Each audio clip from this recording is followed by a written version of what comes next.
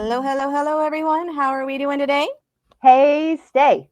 Hey, Stay. I'm gonna let you start today off because I keep starting it off, and I want to It's make sure okay. we have equal ground here. So go ahead, Jason. There you go. Hey, Stay. Welcome to STAYtalk. I am JC, one part of your host, and this is Chrysalis, otherwise known as Shannon, and we are STAYtalk. So if you, again, we don't expect anybody to actually be on the lives while we are doing the lives because we fully understand that a lot of these we are doing during the day when most people are at work. And so we fully get that this is going to be more of a playback thing for everybody. But the whole purpose of STAYtalk is for us to talk about all things predominantly Stray Kids, K-pop, and fandom entertainment related. So we go off on a lot of tangents, but we always try to stay within those topics of conversation. And this is now episode 5. I have to make a correction because I said episode 4 and 5 yesterday, and it was actually episode 3 and 4. So we are going to correct that here. I'm going to fix everything on the back end. And we are on episode 5 today. I don't know if we're eventually going to actually do honest to God like titles for these or not. We were hoping to have a special guest today. She unfortunately is unable to make it this afternoon because life happens and that's just the way things are. So hopefully she will be able to join us on one of our future ones. And just to kind of lean into that as well, we would love to have more voices. So whether that is you are participating with us on any of our socials, which are all linked in all of the various bios all over the place, or whether or not you are somebody we reach out to join us here on the live. We want to thank you in advance for that because we do certainly want to get more voices involved and have this more of a roundtable type discussion. So Absolutely. With that, we decide what were we going to talk about today? We're going to talk about.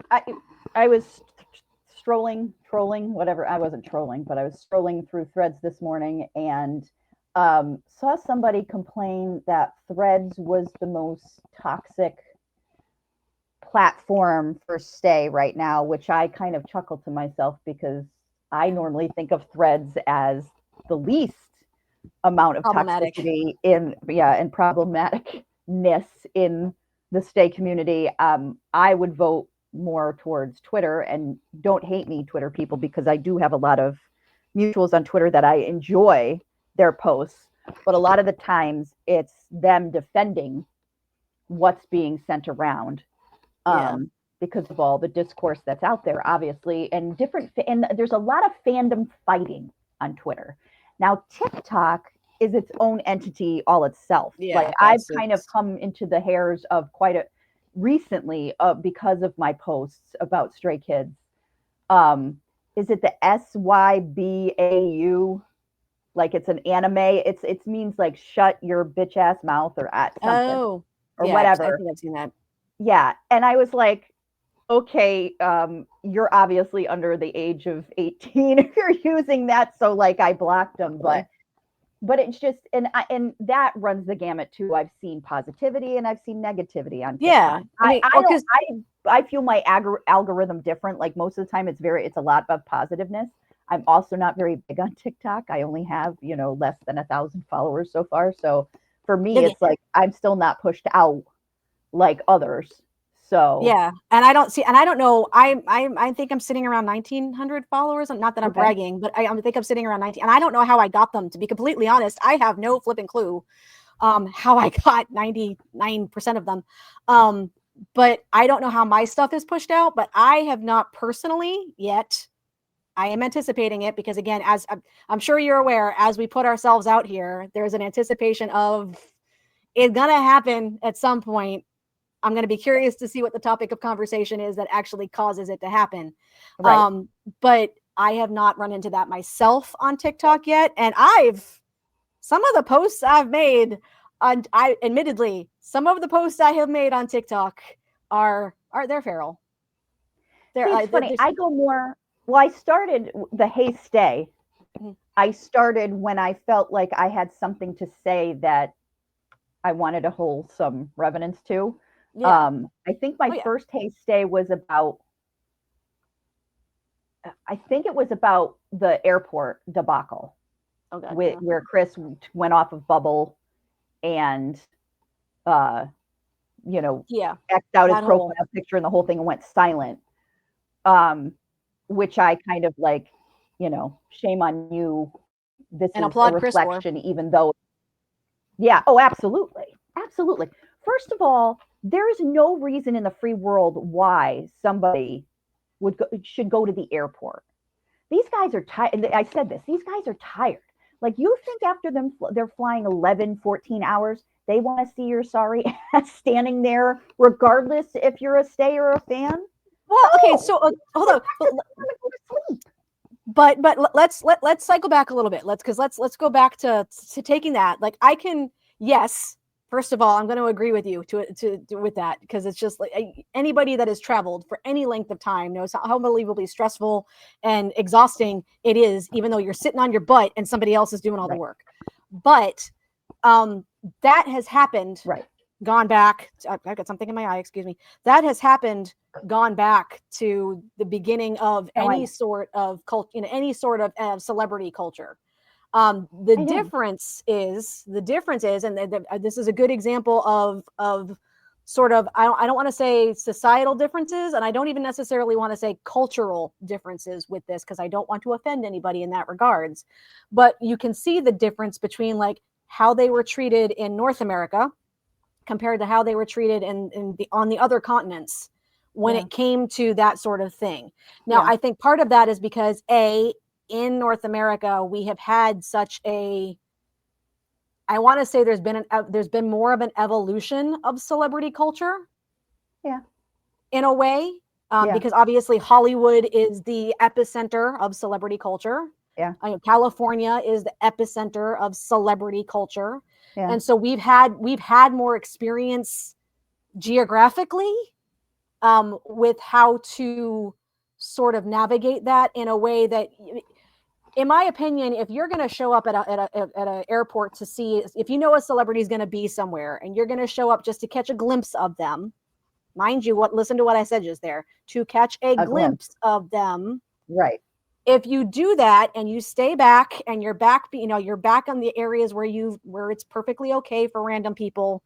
And part of it too is because obviously over here in the US after 9/11, so many security protocols went into place that it's a lot more difficult to get to those areas now. You're absolutely right. You're absolutely right. Compared to other, you're not getting to where people are coming in because they're coming in from a different, and they're going through a different, which is why I don't understand why JYP. I get to a point, they want some of the hubbub because of the guys and everything else, and they're becoming more popular. But at the same time, there is a private exit. Give them the private exit, especially when they come back from a longer trip. It's the ambassadorships.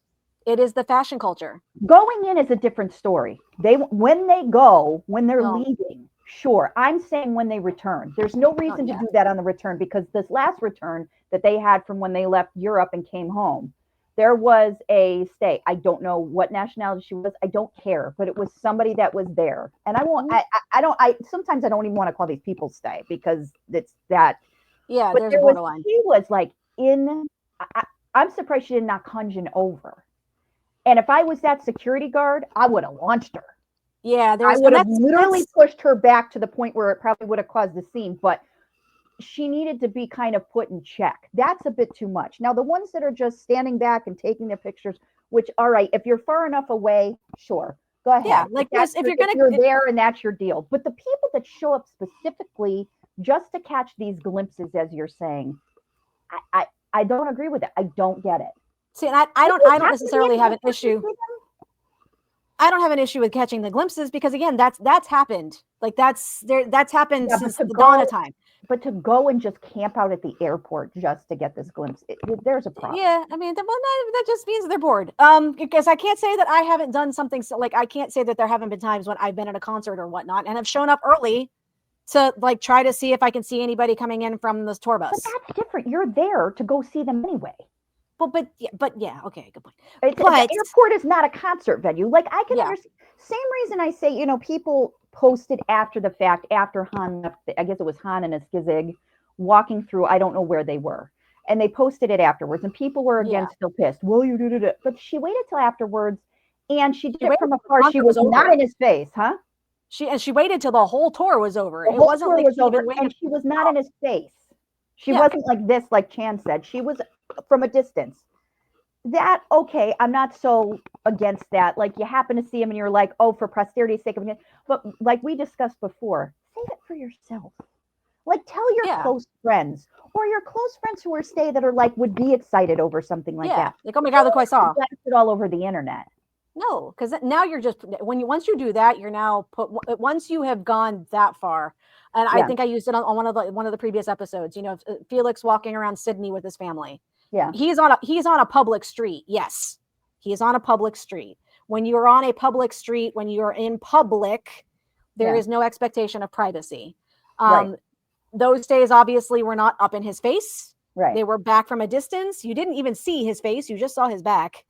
So they Yeah. obviously they weren't hindering him being able to go and do anything.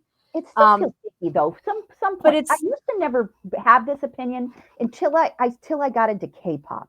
yeah. And Well, and it's because idols are different than celebrities in the way that, and I'll give you an example. So I work with Sebastian Stan's personal trainer because Don Saladino, who does online fitness challenges. I've been one of his challengers for the last 4 years. So we have done a um, charitable month where we give back to Ronald McDonald House, and Sebastian comes on and does a Zoom call. okay. And somebody had asked him, how do you feel about living in New York and being noticed out on the street and whatnot? And he's like, if I'm just walking down the street and stuff, he goes, sometimes with the paparazzi, and they still do in New York, I'm surprised by this. He's like, it's a little something. But if I'm in like a coffee, I'll give you the example, the coffee shop example. If I'm somewhere in a coffee shop and I'm just picking up a coffee and somebody happens to recognize me, if they approach me in a respectful manner, I'll pose for a picture, I'll pose for a selfie, I'll sign what they want. He goes, I've signed arms, I've signed, like, and then somebody goes and gets it tattooed. He goes, which is odd in itself. But Yeah. he's like, but because he's Bucky Barnes for crying out Yeah. loud. You know what I mean? But the way he said it was like, but I chose this. So it's like, but in New York, it's also a little different than California. California, Yeah. I think people are less approached. New York, you're going to get some tourists that if you run into somebody, you may see it. But New Yorkers kind of ignore everything anyway. Yeah. So it's like, True. that's why when Felix ever said on the XM interview where he said, I love to go shopping in New York, I'm thinking it's because he doesn't get bothered. He doesn't get noticed. Yeah. And he doesn't get, right. Or if he gets noticed, he doesn't get bothered. Right. Because there's that aspect of things. But at my point is always like, okay, so you ran into him on the street, you took some vid or whatever. Right. Now for the folks that wait, wait. And after the fact, okay, I'm not going to necessarily get upset with them for it because they still like, okay, I saw this, I want to share it. Right. Whatever. They're at that point, they're not posting it for clout. Right, right. They're just posting it to say, I saw them and yeah, I wanted to tell you about my whatever. Okay. Or the folks that were here in the US that ended up staying in the same hotels as the guys. And we didn't know about it. They didn't know they were going to stay there. Yeah. And we didn't know about it, hear about it till literally at least 3 or 4 stops later. Because, hey, we don't want, and even then, some of them are like, I'm not even going to tell you what hotel it was at because I don't want people to try to figure out where the next stop's going to possibly be. There was a person that I follow on Threads. She's a European stay. Sawas. It's SAHOSAS. She went to Germany, I think, and went to one of the other stops. And she said it was after the fact she ran into the stepkids. I mean, because they're gonna peruse the town. Like that's part of the whole process, guys. And and she was very nice. She talked, but they wanted, like, she noticed them, and like she noticed that they knew that she knew who they were and stuff. And she was very nice and respectful, and and didn't ask for a picture or anything, didn't record them, but just chatted with them. And somebody decided to go off on her on that. Oh, well, that's their free time and everything. They want, the backup dancers, they want to be acknowledged because they're not seen like the guys are. So I don't see a problem with somebody approaching that. Like if you see that they know you recognize them. It's the same way that some people, like some celebrities here on, on our side of the pond, if they're noticed or they know they're noticed, they know that so they smile or they nod or they whatever, or they may acknowledge you to like, come on over. Who knows? But it's a little bit different. I think that idols are more careful because everything's controlled. Remember this. We talked about this. Everything is controlled by the company. So like the high touch, like sit downs that we see where everybody stands in a line and you get like your 5 minutes or whatever, 2 minutes per idol, and then you go to the next one, the next one, the next one. That's highly controlled. Do you know what I mean? Whereas out in public, it's not like that. So I can see. Yeah, I can definitely see. I can definitely see where it was, but then to circle this back around to the original topic we were going to go with, I keep getting notifications. I apologize because I know y'all are hearing the dings on my computer from notifications popping up, so I apologize for that. I don't think JC's hearing them, but I know they will be on the replay because that's how it works. Sometimes it phase out a little bit. But to go back, it's also the difference between how. So fandoms as a whole, I guess we can kind of to segue this into the segmented fandom aspects of the fandoms. I like to call them subdivisions. Yeah. Different subdivisions of the district, because obviously Chan's referred to Stayville as a district. You know, you're part of our district, to go back to the whole District 9 thing. And I like to call them subdivisions. I'm sure you've seen me mention it on threads. It's like you'll find your subdivision at some point. Just, you know, how you find your subdivision is purely based on what you cultivate within your algorithm. Absolutely. But to go back to that, I mean, it kind of expands on that, because you do it like online and in real life, you have different expectations as to what the fandom should be and how the fandom should act or react in that regards. And there's been conversations I've had with people before where it's like, well, they signed up for it. Yes, they signed up for it.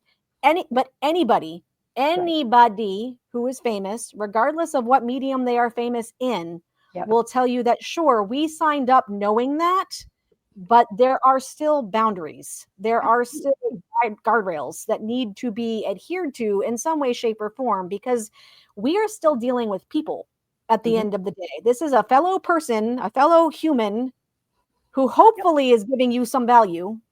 Right.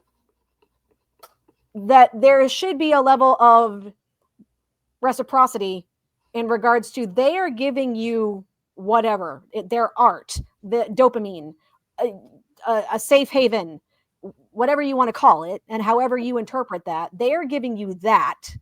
You in turn as a fan are giving them a paycheck.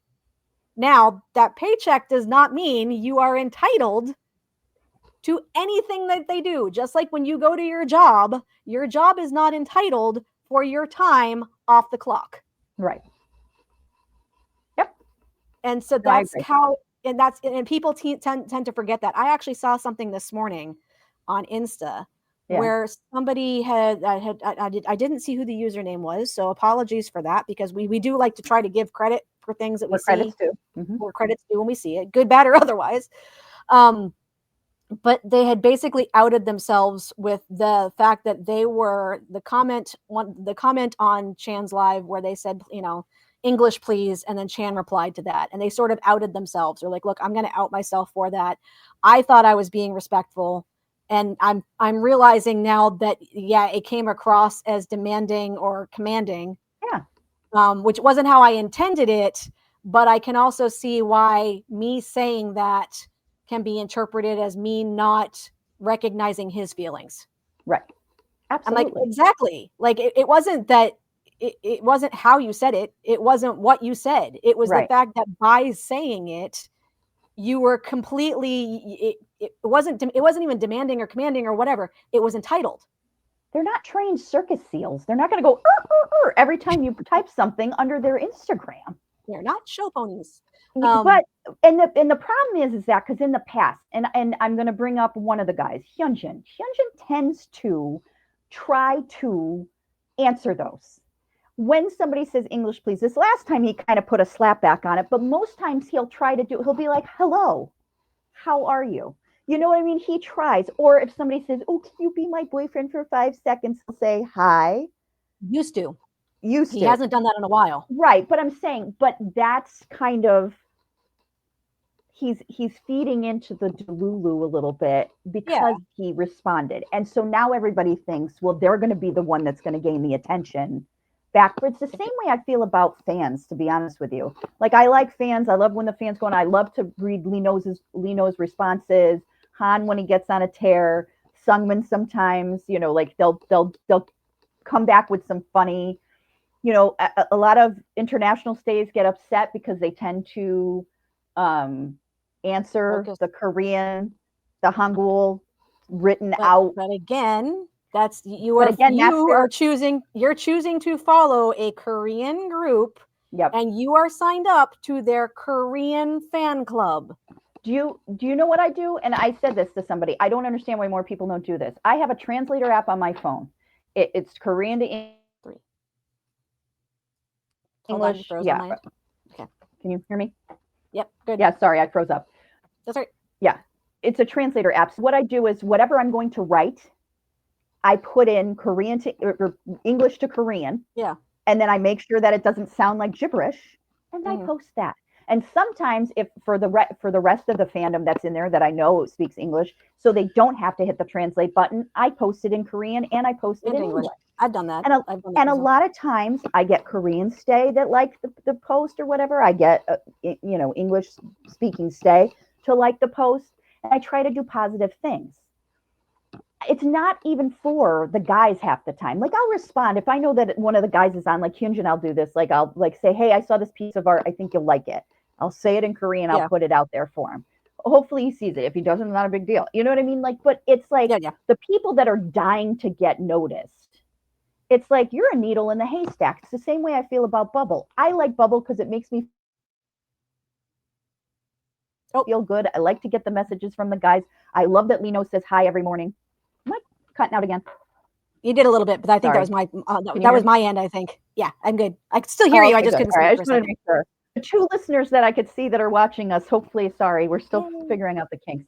But I love when Lino says hi, or I had a shaken banana for breakfast, because it's a very normal like interaction. Or someone says Sungmin. Now I've noticed, and I don't know if you've noticed. Do you follow Sungmin on Bubble? Do you follow I've got all 8. I've got all 8 on Bubble. Okay. I love that Sungmin will say, have a nice day. He's not talking to Korean stays sometimes. Sometimes he's talking to us. Yeah. Us, because of where the time comes out. Yep. You know what I mean? Like, so I've noticed he's a lot more, he's been including international timing a lot more. Like I know when he's posting how his wording, which kind of made me feel good. I talked to Pixie Bach about it because I was saying, because that's her Sung Hubs, as she calls them. And I said, our roomie, because Felix and Sungmin are roommates. So I said, he's saying it to us. And I said, did you notice that? And she's like, yes, I did. You know what I mean? So it's very. Yeah, well, and it's just an interesting, to me, fandoms have always been an interesting thing to navigate. Because it's you hear all the time, well, I didn't want to get involved with this because of the fandom, and that's not just in K-pop. That happens in every musical genre you could possibly think of. Yeah. And it even happens genres. I was going to say, and it happens in it happens in acting and everything. Like there's just people, if the fandom is crazy, then that comes back with, stop with the notifications already. Hold on just 1 second. You know what? Let me do this.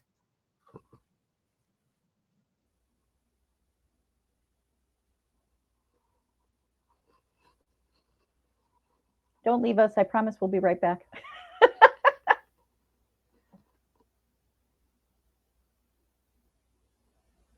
Okay, so hopefully me talking off camera and muting my mic meant that it didn't get picked up for the audio. Anyway, yay! And I see we got a comment that somebody actually made it to the live. So yay, thank you for being here. We appreciate you. And yes, we could see comments too, so that's awesome. But yeah, fandoms have always been problematic because it's just the way fandoms work. Again, I'm going to go back to that's just how the game works. And the problematic fans are usually the ones that don't know how to play the game. Well, I'll be honest with you. Like, and when you're in the crosshairs of that, it's ugly. Oh God. Because when I wrote for the website that I discussed in, I think, our first podcast, when I wrote for 25 Years Later, it was a Twin Peaks podcast. I mean, I'm a Peaky. You were part of the community. There was a lot of us that were part of this community. I got personally attacked for an interview that I did with somebody who's a writer, and did a fan video, and I had put it up, and then it was taken down for various reasons because CBS, who owns Showtime, who is part of Lynch, we were told by the producer, the big producer of Twin Peaks, because we had friends in the industry, the website, that we should take it down. So we did. That wasn't my call. I was just a writer. I was an executive editor, but I was a writer. That's not my call. That was the owner of the website's call. And we got brutalized. Big hate campaigns. Like it was awful. Like I really, and my New England, Irish, Italian self wanted to go at the person and say, step that off. And this wasn't my call. I'm the one that, and it ended up becoming very ugly. And so I tasted that firsthand. So I could see how ugly it can get in K-pop. I see it all the time. And I try to be, I try, like you do. We try to be the Ajumas, the Nunas that go out there and say, listen, why don't you look at it from a different way? Why don't you approach it from this way? Like the stay versus army argument. That annoys me to no avail, because armies, you are third generation. You are not fourth. We shouldn't be pitting each other. You want to go after somebody, go after the Blinks, please. That's your generation. You shouldn't. Okay, hold on. You shouldn't be pitting any fandom against any fandom. I don't think anybody should go after anybody. But I'm just saying, if you're going to have an argument about who's who and who's better, go ahead, and that's your lane. I'm not saying that that's right. I'm just saying that would be more. Yeah, don't go after any fourth gen. It just makes no sense. And in the scheme of things, K-pop is K-pop, so don't go after any fandom. But I've noted, they're going to bring up the old, like this thing that happened recently with us that we won't bring up, because that is a whole topic in itself that we wanted to talk to Meg about and other people. Well, a bigger round table. But anyways. And people more suited to have that conversation than us. Right? And the discourse that that brought, but it's the fandom fights, it's the older, younger K-pop fan fights that annoys me to no avail. We are at the end of the day, and you've seen me post this on Threads all the time. At the end of the day, we are all stay. Right now, the folks that I don't consider stay. At the end of the day, regardless of where they're from, whether they are Twitter, whether they are Threads, whether they are TikTok, where Instagram, wherever, whether they are Asian market, whether they are European market, whether they're LATAM or North America market, I don't care. We are all stay. Right. However, the ones that I will draw the line with being stay are the ones that, they show up at the airports and they shove phones in people's faces. Yeah. They're the ones that are constantly trying to not necessarily gatekeep, but they don't recognize that you are only responsible for your own actions and reactions. Correct. So if you don't like what somebody else is doing, that is you not liking what somebody else is doing. That does not mean that what that person is doing is necessarily wrong. Are there points where the line gets crossed? Yeah. Absolutely. And if those lines get crossed, they should be called out. But your line might be completely different from somebody else's line. Correct. And neither one is necessarily incorrect. Right. I agree with that.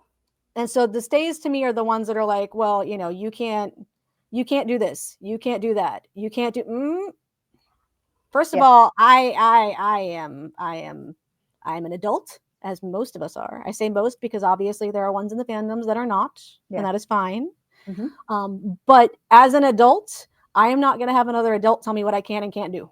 Right. If it is legal and it is consensual, you can't say anything about it to me. Right. Now people will turn around and say, okay, well, this can lead into future conversations about, the infantilization and the sexualization of idols and all that stuff, because those are all topics we want to get to at some point in time. Right. But people can say, well, that's what you're doing. But am I? Like, take a step back and actually look at it. Look at I'm 9 times out of 10, and I'm using me just as an example because I fully admit that I will go feral from time to time.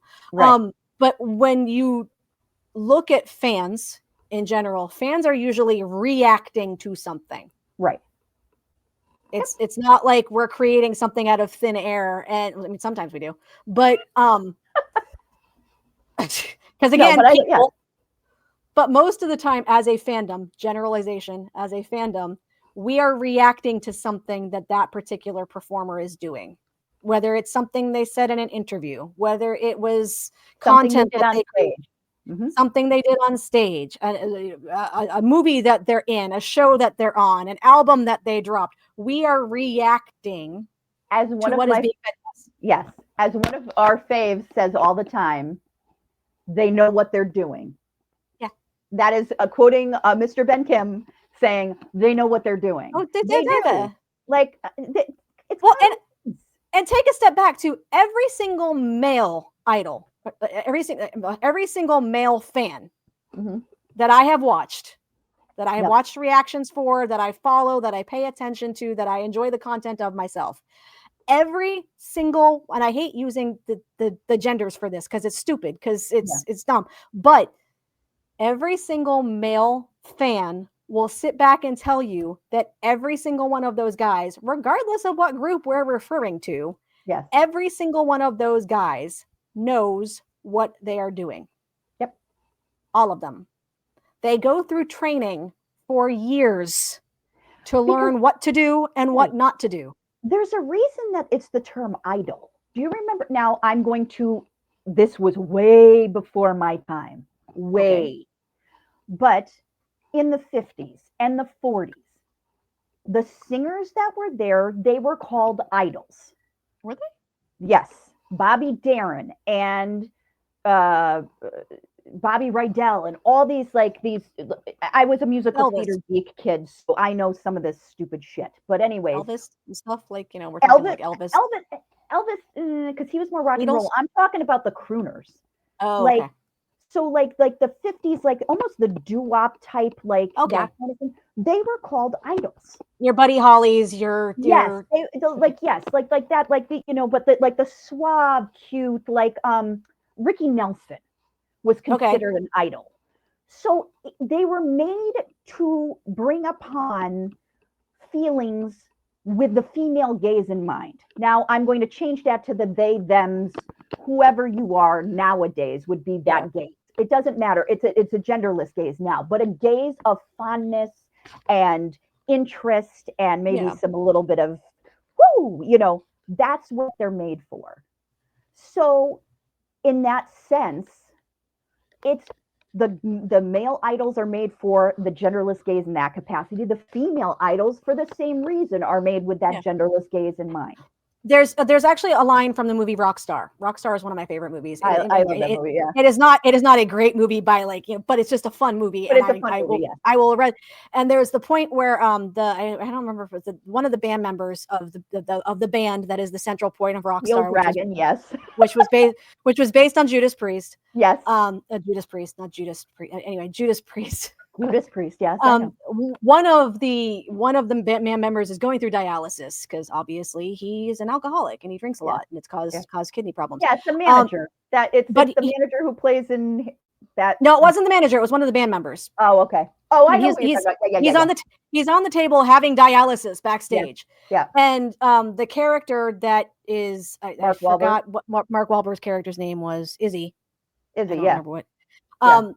He's having an existential crisis because he's trying to figure out how to deal with this rock star life and maintain his relationship with his girlfriend and all of the things that are like being thrown at him that's interfering with that. Yep. And the band member is basically telling him, look, you know, he's like, we make music. He's like, but we do what we do, and we look the way we look, and we act the way we act to get the girls in the seats. Yeah. If we can get the girls in the seats, then we can get their boyfriends in the seats. And that's how we're going to actually make money. Right. And focus that on whatever group you want to focus it on. Yep. And it's unfortunate that it does fall along that binary, because that's just the way things have been for 60, 70, 80 years now. Yeah. And I feel like that is in a way starting to shift, because like you said, now it's kind of shifting more towards slightly genderless, not it's nowhere close to it yet. Well, you got to remember, it's going to take a while to get there. Yeah, here maybe we're a little bit different when it comes to that. Still in Korea, there's still that strict, even though there is some outed idols that are in the industry, it's not these big groups. Yeah. As we know. So yeah, I agree. Well, and the ones that are out have a really damn difficult time because that's just the way things are right now. And this is going to get into a whole nother conversation we're probably going to have at some other point in time.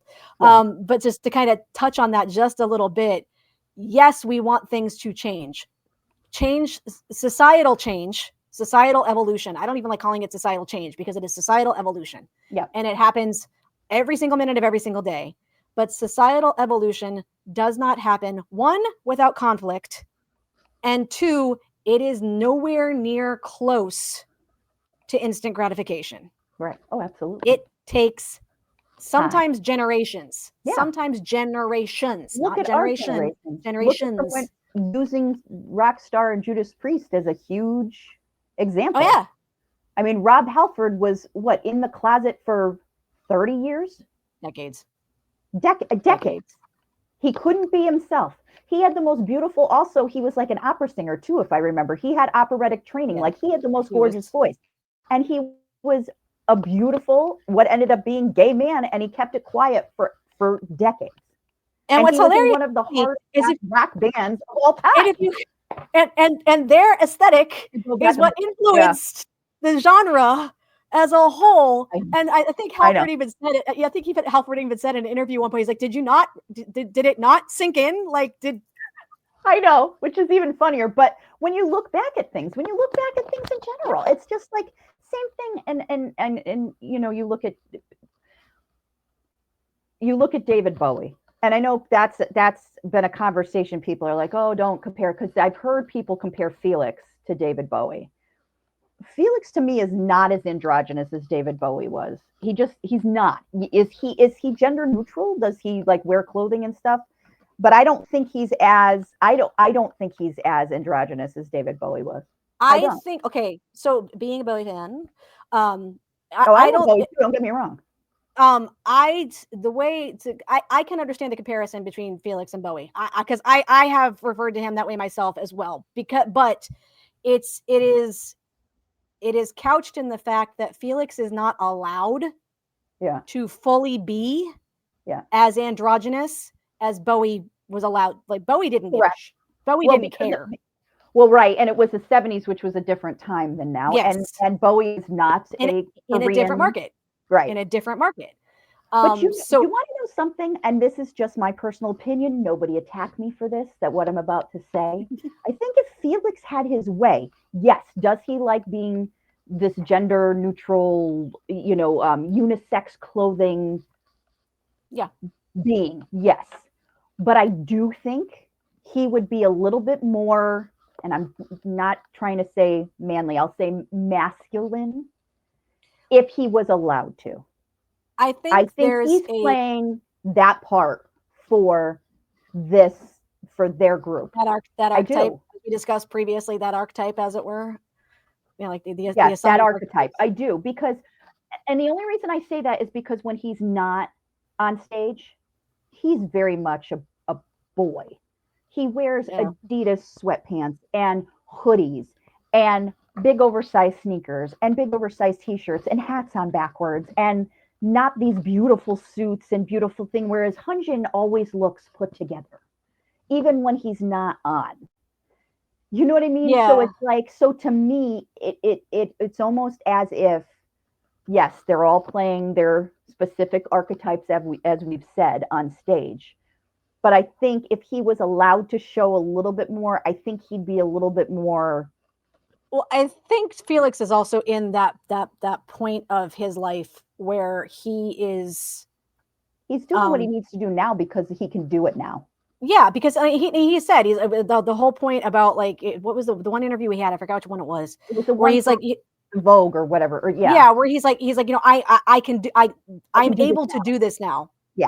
So I'm going to do this now. Right. And that makes complete sense. I think Felix is a great study in the balance between the masculine and feminine. Yeah. Just in general, because everybody has it. Yeah. But he's a wonderful example of a healthy exploration of the balance between the two. Absolutely. So in a sense, to me, he's almost more androgynous than Bowie was, because Bowie was specifically playing character. Like, that was part of Bowie to a degree, but he was specifically playing a character. I agree. Like, you know. Oh yeah, when he was Ziggy Stardust and the whole thing. I agree. I think in general, it's funny because it's like I'm sorry if Ben sees this. I love you, so that's why I've watched enough of you. I love when he We says, both love you. Yes, I love when he says, he's like, Felix is prettier than 99% of you out there. So take your loss, go take a lap. You know, like because he is. Because he is. He's stunning. That there's a reason Hera picked him. You know what I mean? Yeah. Like, and as the first male to be their, first official male ambassador.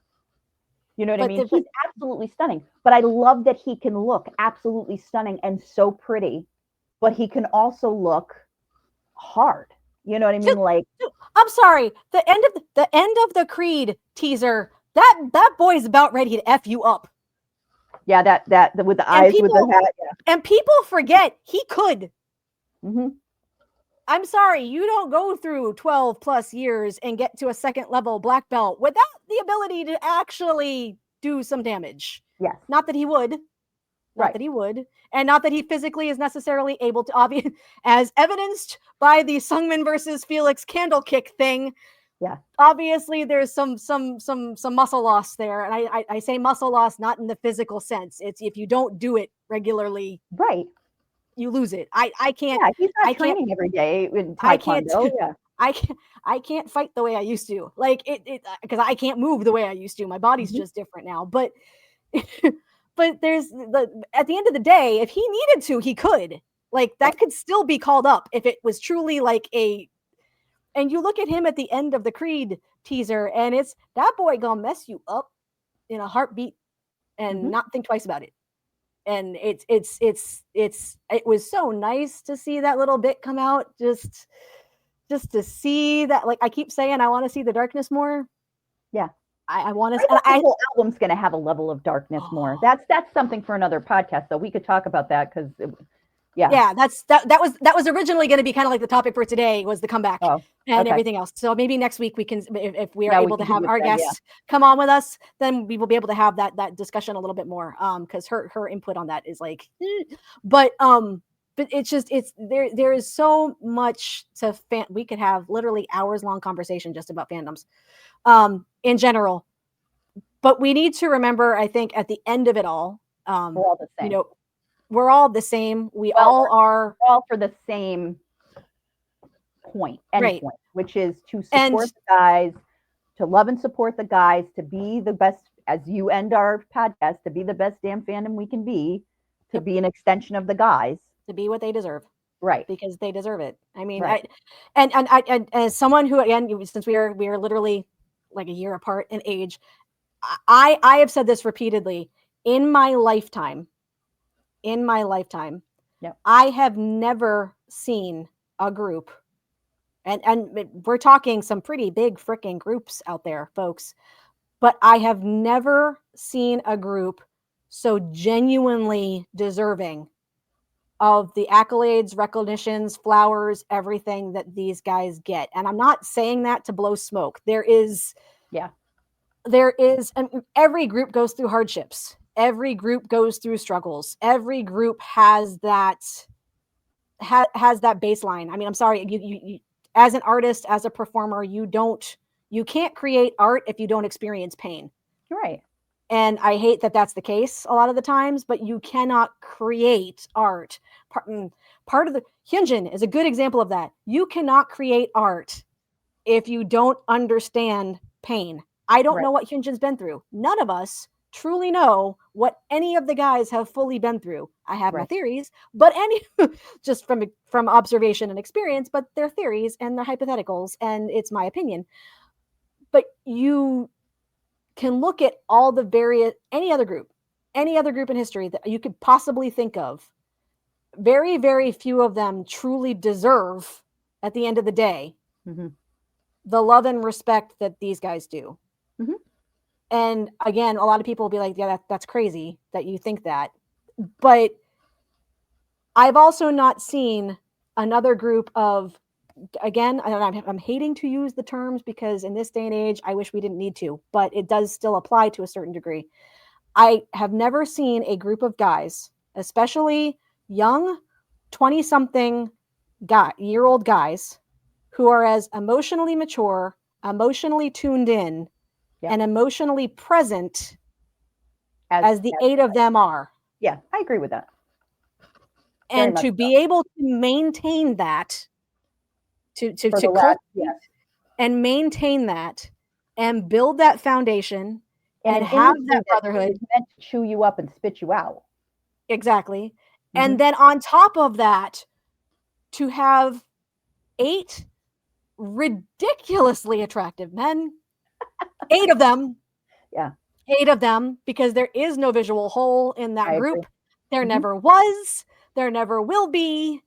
But then to have 8, ridiculously attractive men who are all individually multifaceted and multi-talented, with the sheer level of talents that just Sriracha alone bring to it. There has not been another group that I have ever seen, known of, followed, listened to, whatever, that deserves a fandom that is representative of them like these guys do. Yep.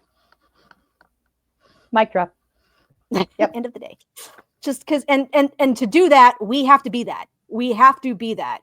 And there is a dividing line between gatekeeping and, you know, and just letting people be themselves.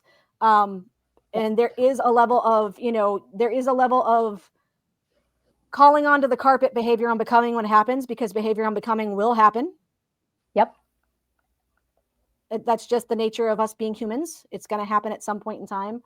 But there's also a way that you can address that with anybody, right? Without demeaning them, without attacking them, without, you know, going low to do it. And if you do that and they don't respond, you cut them. I mean, not actually, but you just right. We're not condoning violence. No condoning of violence, in any way, shape, or form. But you just, at that point, you just block them and move on. That is not part. Cultivate your care and your algorithm. Cultivate your care and your algorithm, and that loops back to the original subject, which started all this in the first place, which is how the different platforms are different and how they respond to things. Yeah. Because in my opinion, I think the reason why I think threads, a lot of people consider threads to be more toxic, is because we are more open. We communicate a lot with each other. We interact a lot with each other. And, and yeah, we're more feral. We also skew older. And you have a bunch of people, male, female, they, them, otherwise, that are comfortable with who they are and where they are in life. Yes. And therefore have no problem being that way. Sure. And a lot of younger gens can tend to look at that and be like, that's cringe. And I get it. Because when I was a younger gen, I probably would have thought the same. I mean, I probably would have thought the same of the boomers and the silent gen if they did similar. You know, but that's where that difference comes into play. But then you've got X, which, I'm sorry, X is a cesspool. Yeah, it turned worse. Like when a couple of years, when, not to talk about a different fandom, but I'm gonna, when I started writing for the site, it was 2017 is when Twin Peaks came back. After 25 years, by the way. So I don't want to hear anybody ever complain that you have to wait for something in your free life, that I had to wait 25 years to know what happened to Special Agent Dale Cooper. Okay. So anyways, I didn't watch the show, but it was 25 years. Oh, geez. It was a 25-year. And it's funny because in the show, she said, Laura Palmer, who's one of the main characters, says in the Red Room, I'll see you again in 25 years. And it was 25 years almost to the day. That was planned. Of course, David Lynch is a genius. God rest his soul. But anyways, Twitter that was the height of Twitter, when it was people talking about fandom and TV and this and that. And there was discourse, but it was done in a way that was very debatable. And you had conversations and you could meet in the middle. And it wasn't, you know, F this and screw you and all this stuff. Now it's like, I'm right, you're wrong. I'm going to beat this horse until you can admit that I'm the one, that my opinion is right and your opinion is wrong. And that's the problem. It's nobody can have a discussion about like we're having. Like you and I agree on some things, and I know there's going to be stuff that you and I are not going to probably agree on, and that's fine. But we can talk about it in such a way that it makes a good conversation, and we can understand where we're coming from, as opposed to somebody going, "Nope, I'm not going to listen at all. I'm going to put my fingers in my ears. I'm going to have selective hearing, and you're wrong, and I'm right, and that's it." Yeah, no, and that's not the problem now with Twitter. Is the fact that you have a bunch of people just saying, I'm right, you're wrong, you're gonna hear what I have to say regardless, and it's my opinion and it matters. And it's like, you know what, everybody has an opinion, like the saying goes, but that doesn't necessarily mean that any of them are right. Yeah, because it's an opinion. It's not a right. But we are closing in on 51 minutes at this point in time, and I know we were only going to do one today. And did you want to go a little bit longer because we can today, and then just do one that's a little bit longer, or do you want to just cut and then move? Well, I mean, it depends on if you still we have things to say or if not. Like we could. Go. You and I think we've established at this point in time, you and I could probably go for hours just having a conversation, but it's just a matter of. Is there anything? We have two watchers. Is there anybody that's watching that has a question or a topic that you want us to discuss? Like if there is, like let's musicians not being scared. Hold on. It says I agree with fandoms do scare fans away. It was like for me with other musicians that helped me not being scared of the fans, but having my friend and watching guides to get to the group. That is okay. Let's touch on guides for just a little bit, because that is an interesting thing for me, because obviously the advent of the internet in the 90s made it so that we literally had information at our fingertips in instantaneous, which kind of goes along with the whole I'm right, you're wrong thing, because it's instantaneous access to information. They form an opinion based on that instantaneous access to information without necessarily digging deeper to determine whether or not what they're reading, critical thinking, has kind of gone out the window. So there's that aspect of it. But some of the benefits of that instantaneous access is things like the guides that are being referred to, where you have, multiple people that do. I've seen the long versions and I've seen the shorter versions. I've seen versions where some of the information is not correct, like verifiably not correct. So even if you watch a guide, if you see a tidbit that you're like, whoa, wait, go dig, please. Yeah.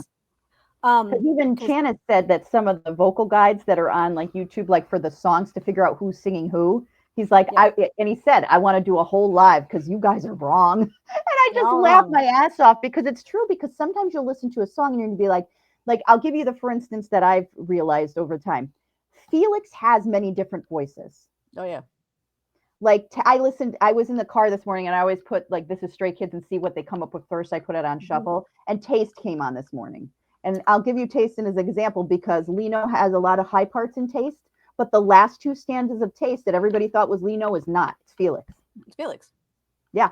Yeah. And people are like, what? No. And I'm like, yes, he does. He has a high register, and it is quite clear. And it's nothing. It does sounds nothing like him deep register. And that's what makes him who he is.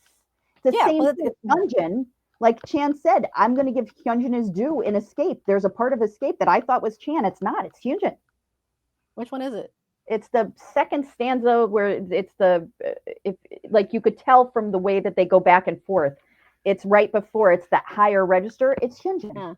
Okay. I think I know which one you're talking about. But and it's yeah. I mean, there's but I mean, and there's that aspect of it, and then there's times where there have been times when and I think Handsome Sausages actually touched on this with Goodbye. There were times when Sungmin sounded like Chan. Yes. Handsome Sausages. I'm like, wait a second. And then I'm like, I love you guys. I love you guys. You guys are awesome. But I love them because it's like you get the technical stuff, but then you also get the Korean context that those of us that are not Korean don't know. But anyway, but there were parts in that where if you didn't know that it was a Sungmin solo, right, you could hear it, and like you could hear Chan. I'll give you a big for instance, because this floored me. Going Dumb with Alesso. Yeah. Did you ever hear Going Dumb with Alesso? Dumb. So Chan went on, I forget, I think it's, I love it. That's my EDM that I love so much. But anyways, when I first heard it, I'm like, I only thought the people that were singing were Han, Hyunjin, Sungmin, and Chan. That's the only voices I heard. And then when Chan sat down, I think it was on a Chan's room, and explained it and said, nope, now here's Chanbin. Now here's Felix. Now here's, Ian. And I'm just like, holy sheesh. Now that he said it, it's like, now I can unhear it. Now I know exactly who's. Right. But there's those brilliant right there. I'm sorry. Yeah. There's the because they've all worked together for so long now. And because they are self-produced, so you have Hyunjin and Chan and Changbin and Han predominantly, kind of influencing the writing process and the production process and whatnot, and directing the traffic, as it were. Because of that, because of those two things, there is going to be a level of overlay, for lack of a better word, where as a singer, you pick up on other people's technique, other people's tone, and whatnot. Because, like, case in point, Ian's a great example of that. Ian's voice is exceptionally distinct. He and Hyunjin both have exceptionally distinct vocal quality, but then also their vibrato and the way they I won't say attack, but the way they approach a song is very unique for them personally, which makes sense. I mean, there have been times as well where Ian has sounded like Chan, or Ian has sounded like Lino, or Ian has sounded like Sungmin, because of just what he's absorbed, essentially. Throughout this whole process. And whether they want him to focus on his voice, or whether that Changbin's another one. Changbin's head voice, his vocal voice, his non-rapping singing voice is beautiful. Absolutely beautiful. And you don't get to hear, you hear it a lot more than you think you do, but you don't know that. Because, and again, this is vocals. Any of the backing vocals that, like, I love to. I was just about to get to that. Yeah, it's like you can't tell, and you're like, oh my god, like that whole underlay is a bunch of them singing backing vocals. It's not just 90%. 90% of the backing vocals is 3-Racha. 90% of the backing vocals. I guarantee you. I guarantee you. Yeah, but 90% of and Felix, believe it or not, Chan has said that. Well, that because especially him and Sungmin's voice together is a beautiful combo. Oh yeah. Like when they ever did 24/25 on that show, I forget what show it was. I was just like, that's what I need more of. You know what I mean? Like that whole feel. But there and that's what they like. That's why I always find it funny when people are arguing about, well, so-and-so isn't getting enough line distribution. Well, number one, they have a judicial, democratic way of going about that, number one, that they've talked about. But then number two, they were talking about with Hollow was a great example. Chan's got 4 words in the whole entire song on purpose. But if you listen to the backing vocals, 99% of those backing vocals is Chan. Chan's hands are all over that thing. Like, so don't freak out when that it's not what you think it should be or anticipated it to be, because again, you don't know what's going on in the back end. You don't know the different layers that go into the song. I said on one of the first episodes, it is literally a 7-layer cake. Technically, it's an 8-layer cake. It's really an 8-layer cake. But there's so much going on, and we have access to it now that we never had growing up. We used to obviously have to, take our cassette and rewind and then listen to it again and rewind and listen to it again to figure out those kind of things, those nuances. And if you even got to, if you even it didn't, I don't think it mattered to us as much when we were younger. It was just it depended on the group. Yeah, true. But so there was that aspect of it, but then again, access to information, learning about the guys, the different guides that are online nowadays. We had to wait when I was a kid. We had to wait for the next episode or for the next issue of Teen Bop, or Tiger Beat, or or whatever that one was. Yeah. 16, yeah. God, we had to wait for that to get pictures, even just to get pictures of the guys, of any of them, and any of them, period. And I'm talking both boy bands and actors. Actors years, and then even you had Heavy Metal magazine for the metal crew. Yeah. Because literally overnight everything went from New Kids on the Block to Poison and Motley Crue in my room, and it was very funny. The wallpaper changed overnight. But we had to wait for monthly magazines to get any sort of information or even a tidbit of a visual. Right. And now we can go online, and there's Pinterest, and there's Threads, and there's Twitter, and there's all these places where people are sharing content and whatnot, and and this, that, and the other. If you wanted to see a performance, you either had to go to a concert, or you had to hope and pray that they were on an award show, or that maybe they were on a TV thing. Yep. Like maybe Good Morning America would have them, or maybe they would be on a late night show for whatever. And I know. And now we just pick up our phones and hop on to whatever app we choose to hop onto. And somebody's recording them somewhere. And somebody's I watched every single freaking stop of Dominate. Because somebody was live streaming, yeah. Yeah, because somebody was live streaming it. And thank God for all of you that did. Thank you. Even if you were horrible at live streaming it, because I love some of you, but some of you just had no clue what you were doing, and that's perfectly okay. I still appreciate the fact that you tried. But there was one person that was literally battling during one of the Rome. She was one of the few people that was actually live streaming Rome. It was the Rome one. Battling during Rome. Like, go make your bag, sweetie. But at the same time, it's difficult to actually see and hear what's going on. That was funny. Thank you though. We do appreciate it. And it made for a funny experience. So I will take it as that. But we literally had to wait for all this stuff, and now it's at our fingertips. Yep. And that also, to rope it back into the whole thing with fandom, that also influences how the fandom acts and reacts and what the expectations are. Yep. And we need to kind of just remember to dial it back a little bit sometimes, because we are so well fed, so unbelievably well fed. Like a case in point, Taylor Swift just announced a new album. When was her last album before that? Tortured Poets Society. And that was what, 2-3 years ago? 2 years ago? How long has she been doing the Eras tour for? Was it? That was a year. It was a year. So she got done with. She released that during the tours, and I want to say at the very beginning. So maybe a year. Hold on a minute. Let's find out.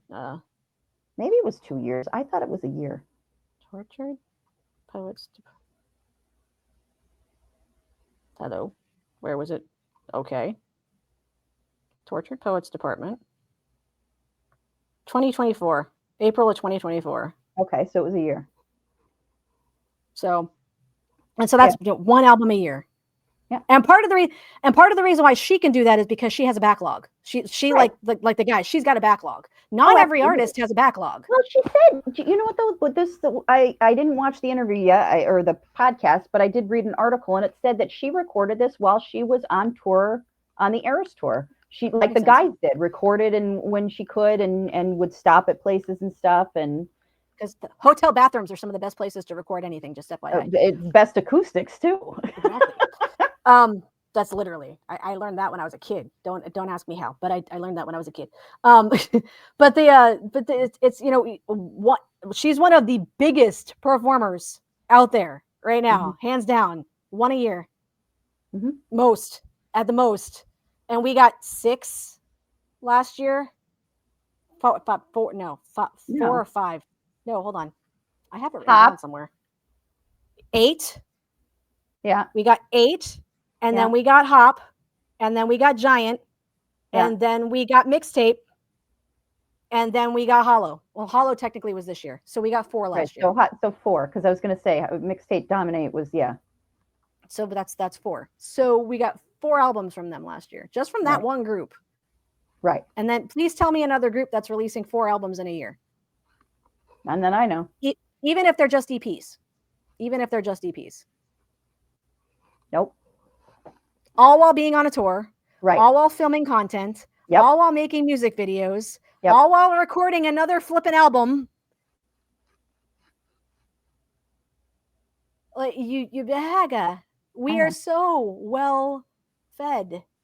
Like, just appreciate that for Right. please what it is. Like, As I that's always say at my Hey Stays, do better, be better. We just need to be. yeah, just I mean, be the fandom that they deserve because Exactly. they deserve it for all Exactly. those reasons previously said. So, all right, well, we're a little over an hour, so I think it's probably a good Yeah. idea to We're gonna call this one short for the catch day up. because I think you need to go today. So we're only going to do Yeah. the one, and we will probably do a couple next week because that seems to be a good while we can. We are going to try to do a nighttime one again. We keep saying that we'll figure that out soon. But in the meantime, I guess we have covered quite a few things this go round. If you are interested in participating in the conversation, we thank everybody that has been online today. It's only been a couple of you, but we still appreciate that you were here. Yes. If you are watching this on a replay, thank you again, because we certainly appreciate that as well. Please make sure you hit all the buttons. Follow us on all the socials. They are literally linked everywhere. We've got them all over the place. And if you get to one, the rest of them are linked somewhere everywhere. So whether it's here or Discord or wherever, you can find us. So please participate and join the discussion. We would love to have you. And do you want to do your ending first, and then I will do my Sure. our what's become our usual now? Yes. So hi, I'm JC, and I'm going to say bye, Stay. Hey, Stay, bye, Stay. Yeah, And okay. to end this up, I am Chrysalis. She is JC. We are STAYtalk, and like I end everything now. Let's get out there and be the best damn fandom that Stray Kids deserve, and make our guys proud as hell. So thank you for joining us, and we look forward to the next one.